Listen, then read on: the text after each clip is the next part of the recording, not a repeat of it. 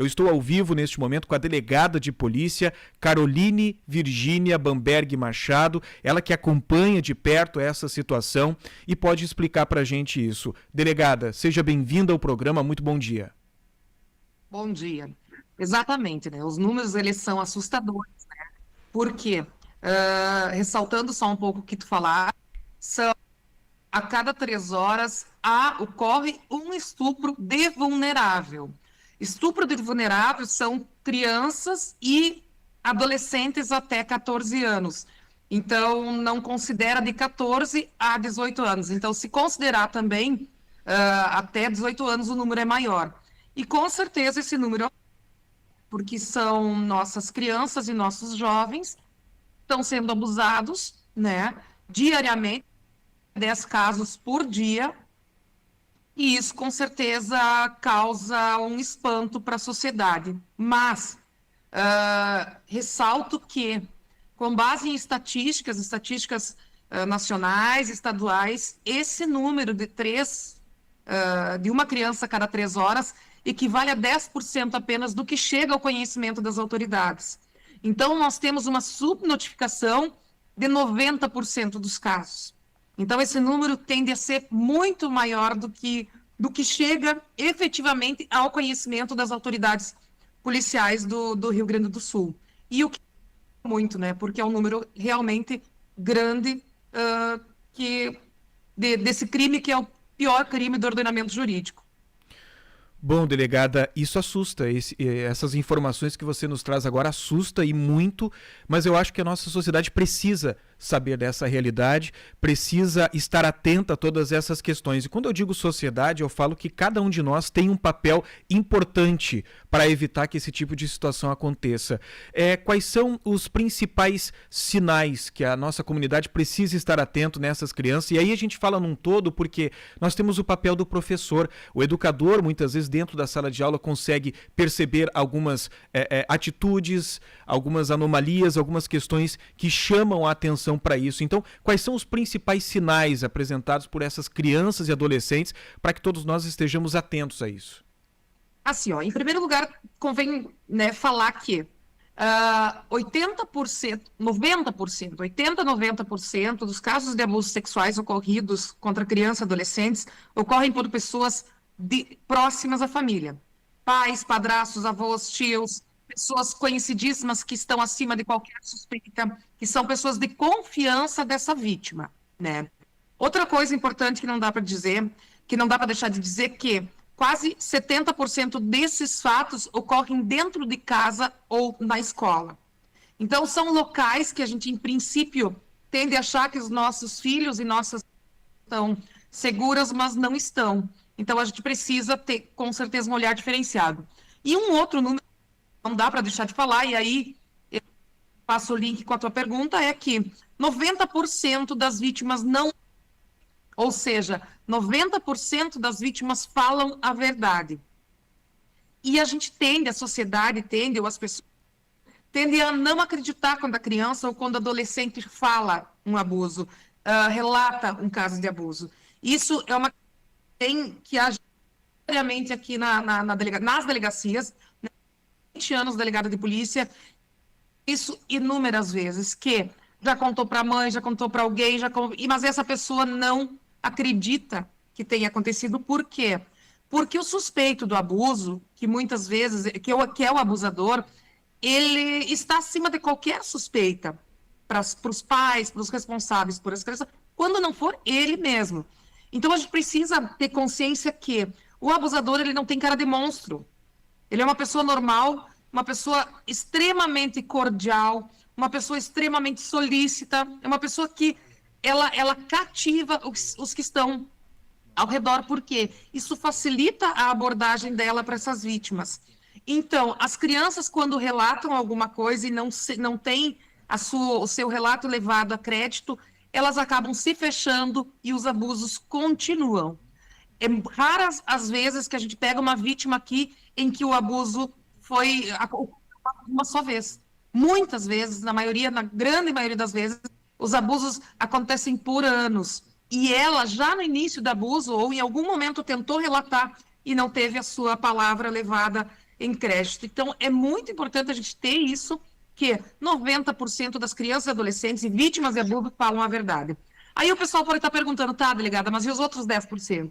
Os outros 10% vão ser descobertos quando há algum tipo de mentira, por uma perícia, por uma escuta especializada. Então, há mecanismos, sim. E, geralmente, esses 10% vêm já com, vamos dizer assim, com uma bagagem de uma alienação parental, de alguma coisa nesse sentido. Então, a polícia tem como descobrir. Qualquer criança e adolescente, importante falar, como tu pediste, que ela demonstra, ela dá sinais, sim.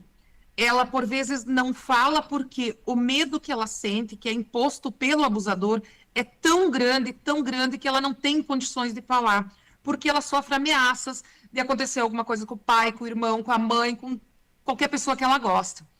E outra coisa também, ela se sente culpada porque o abusador faz com que ela se sinta culpada pelo ato sexual, pelo abuso em si. Isso ela falar, né? E quando ela tenta falar, por vezes, não é levada em conta. Então, mas sim, ela emite sinais físicos, sinais psíquicos, que todos os participantes da rede, todos aqueles que têm contato com essa criança, devem ficar atentos e denunciar em caso verifiquem.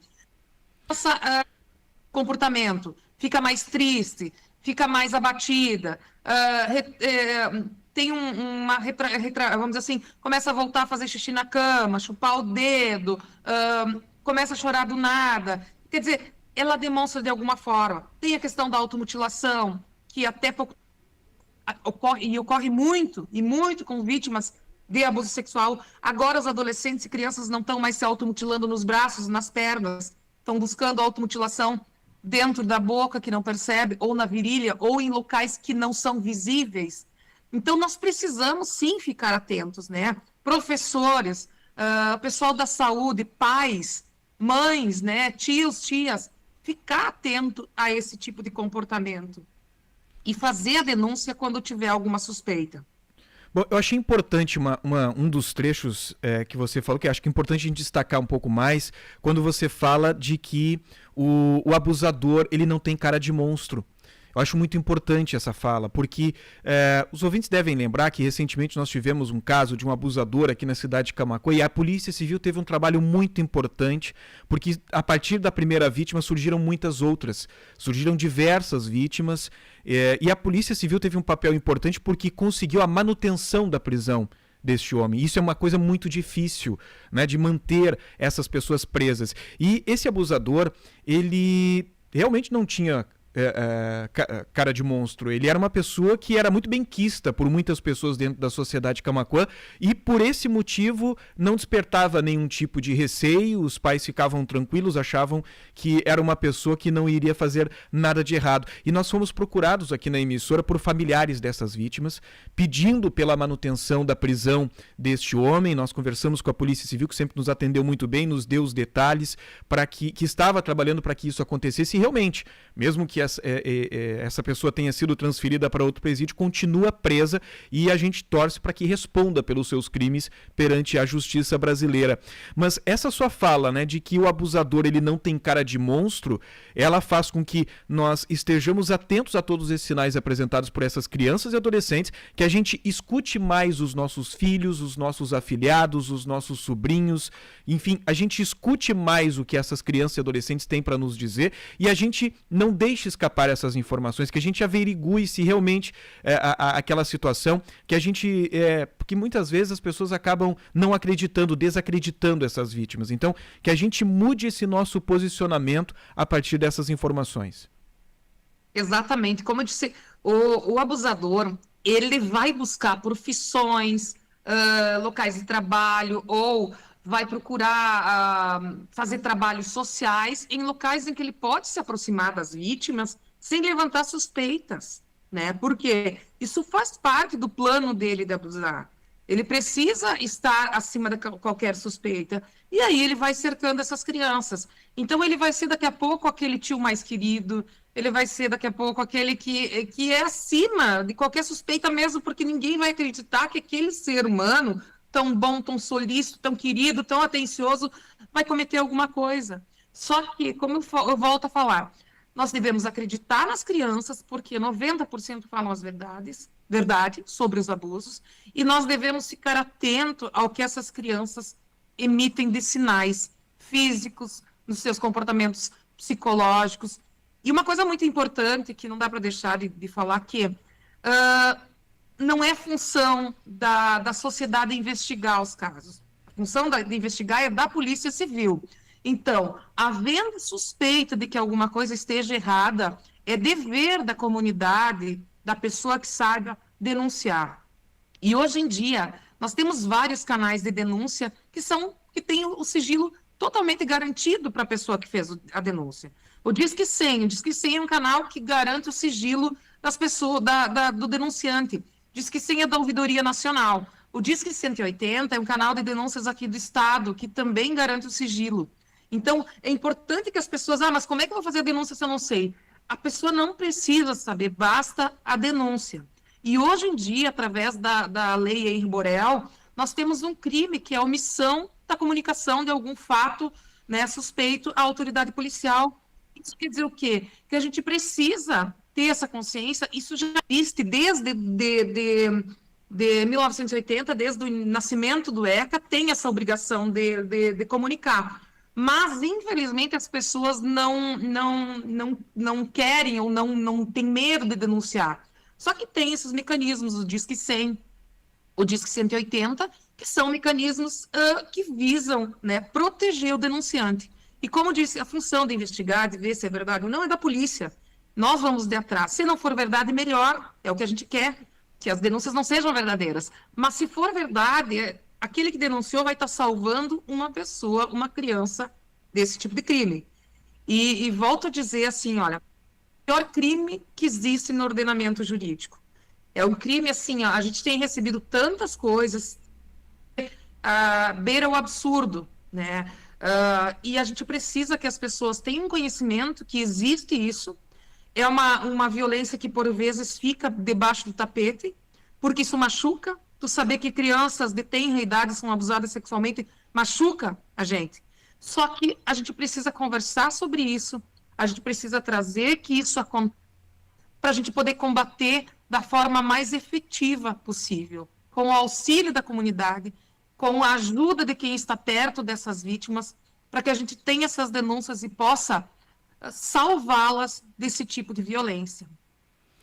Bom, delegada, queria agradecer a tua disponibilidade, conversar conosco hoje. Eu acho que a gente até pode agendar mais outras oportunidades, né, para estarmos conversando sobre esse e outros temas, né, relacionados à segurança pública. Eu achei muito interessante quando você fala sobre o papel de toda a nossa comunidade em tudo isso, porque a pessoa que tem ciência de que isso está acontecendo e não faz uma denúncia, no meu entendimento, essa pessoa é cúmplice. É cúmplice... Né? Não sei se ela responde criminalmente ou não, mas no meu entendimento ela é cúmplice por saber que algo está se passando e não tomou a iniciativa, que é buscar o apoio para aquela criança, buscar o adolescente, para que ela não passe mais por esse tipo de coisa. Bom, delegada... Deixa eu só fazer uma ressalva, mais uma questão. Assim, ó, gente, baixar a pornografia infantil é crime. Né? Importante. Se você suspeitar que alguém baixa pornografia ou se alguém está passando alguma questão, isso é crime. Hoje mesmo nós prendemos 3 homens aqui em Porto Alegre por armazenar pornografia infantil. Esses vídeos, eles só existem, só são feitos com crianças porque tem gente que compra, que acessa. Então é preciso combater esse tipo... mas eu só estou vendo e não estou fazendo... Se você está acessando esse tipo de material, você está fomentando que esse tipo de vídeo seja feito. E você está ajudando nessa cadeia de violência sexual contra criança e adolescente. E volto a falar assim, para o pessoal ter. Não são somente adolescentes, são crianças de menos de um ano, são crianças de meses de idade que estão sendo abusadas. E esse material está sendo comercializado e tem gente que compra. Então, ter essa consciência também, que não é só olhar, não estou fazendo com a criança, você está fomentando um mercado ilegal de abuso sexual contra criança e adolescente. Muito bem observado, muito importante essa sua fala. Delegada, um abraço para você, que a gente possa conversar mais vezes sobre esses assuntos. Obrigada pela oportunidade também, um assunto tão importante que tem que ser comentado e falado sim, para que a gente possa combater com maior efetividade.